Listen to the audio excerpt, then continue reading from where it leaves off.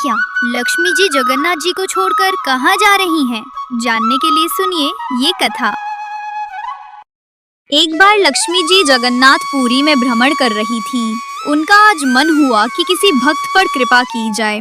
तभी उन्होंने सोचा कि पहले हमारे प्राणनाथ के जो अर्चक हैं, जो उनकी नित्य सेवा करते हैं मंदिर, मैं उनके घर जाकर के देखती हूँ, अगर किसी पर कृपा करना हो तो लक्ष्मी जी उन अर्चकों के घर गई और किया देखा कि सूर्योदय हो गया है और सब अभी तक सो रहे हैं। घर में कोई स्वच्छता नहीं है, सारे सामान बिखरे पड़े हैं, रात का भोजन सब खाया हुआ है। लक्ष्मी जी ने कहा कि मैं यहाँ नहीं रुकूंगी और ना ही मुझे कृपा करनी है, ये मेरे रहने के योग्य स्थान नहीं है, और लक्ष्मी जी चली गई। लक्ष्मी जी अब गई उस आदमी के घर जिनको मंदिर में झाड़ू लगाने की सेवा थी और जिनको मंदिर में घुसने भी नहीं दिया जाता था। उनके घर में सब ब्रह्म मुहूर्त में उठ जाते हैं। उनके घर में बरिया गोबर का चौका लग रहा है, तुलसी जी को जल पधराया जा रहा है, ठाकुर जी को भोग लगाया जा रहा है। लक्ष्मी जी बोली, ये है मेरे रहने का योग्य स्थान, और साक्षात लक्ष्मी जी प्रकट हो गई। अब वो दोनों दंपत्ति तो चौंक गए।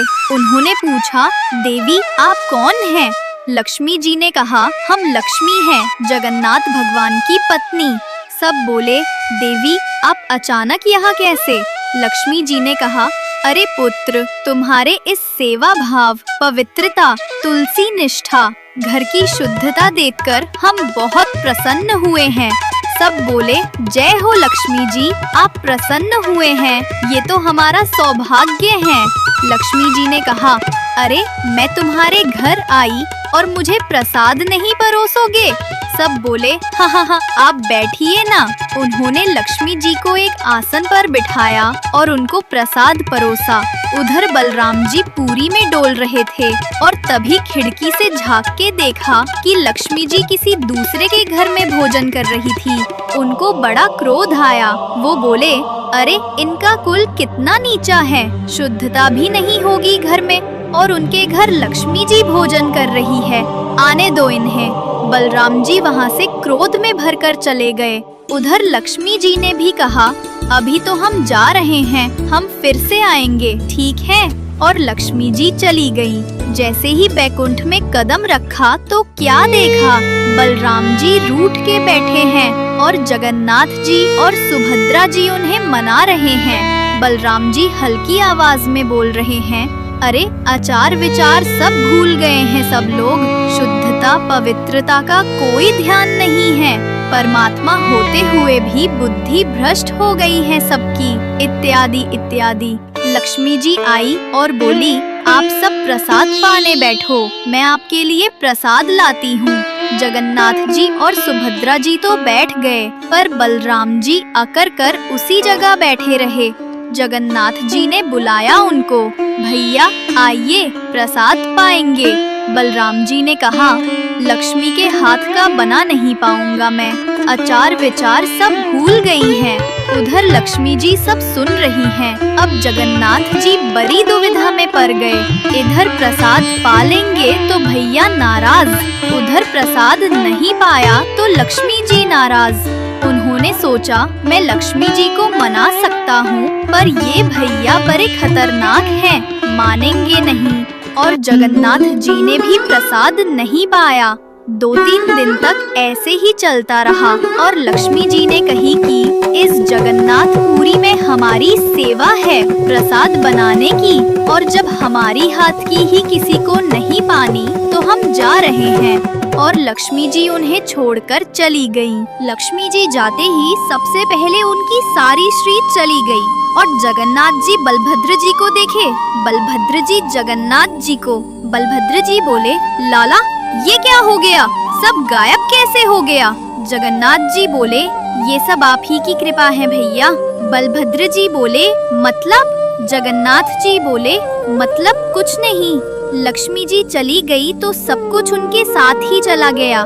बलराम जी बोले, ठीक है, कोई बात नहीं, वो क्या सोचती हैं, उसके बिना हमारा नहीं चलेगा क्या? चल लाला कुछ भोजन बनाते हैं, 2 दिन से कुछ खाया नहीं है।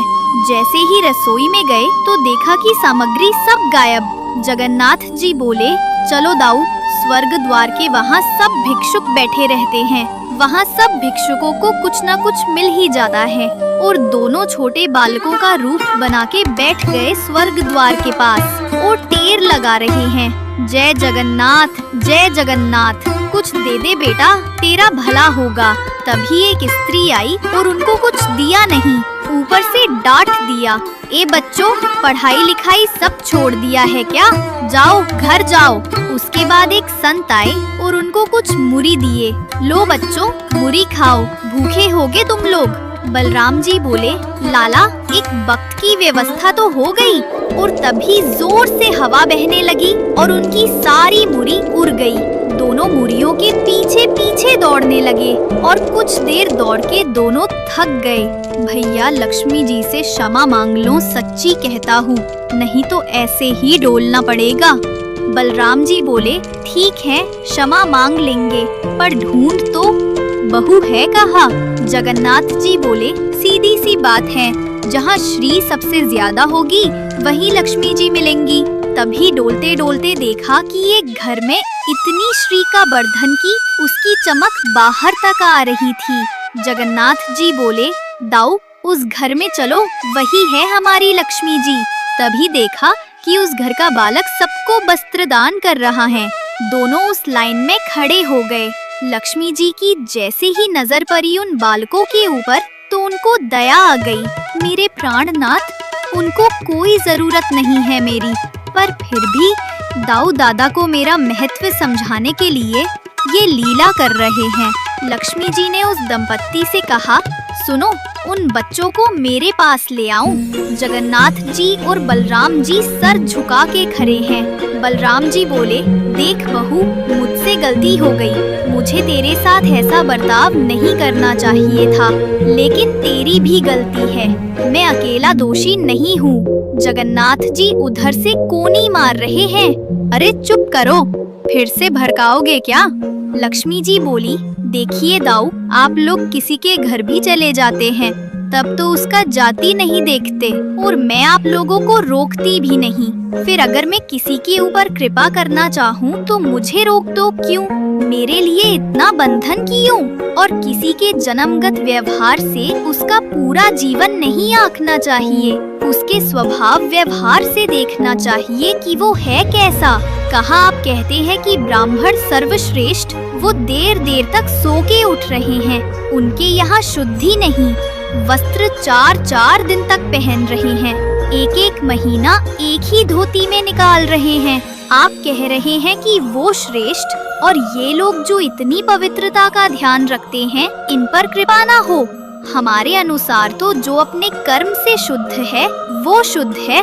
बलराम जी और ठाकुर जी दोनों मान गए, जैसी आपकी इच्छा। बोले, नहीं, आज के बाद हम आपसे एक नियम चाहते हैं। क्या बोले? श्री जगन्नाथपुरी में नियम कर दीजिए। बोले, क्या? जिस महाप्रसाद को ब्राह्मण पाएगा उसी महाप्रसाद को शूद्र भी पाएगा, दोनों को समान फल मिलेगा। और यहाँ महाप्रसाद का ऐसा नियम रखा जाए कि अगर एक ही पत्तल में दोनों बैठ करके पाले तो दोनों को समान पुण्य प्राप्त होगा। महाप्रसाद पाते ही अन्य तीर्थों में तो बहुत साधन करने पड़ेंगे, पर पुरी में आकर के कोई एक दिन का भी यदि महाप्रसाद का पाले तो उसको सर्व साधनों का फल प्राप्त हो जाएगा। और किसी भी प्रकार से ये ना देखा जाए कि कौन किस वर्ण का है, वो स्वभाव से शुद्ध होना चाहिए। हम सबको हृदय लगा ले।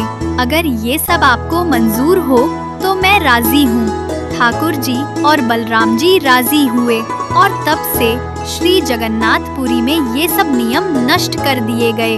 महाप्रभु जी सबके लिए सुलभ हो गए। जय जगन्नाथ।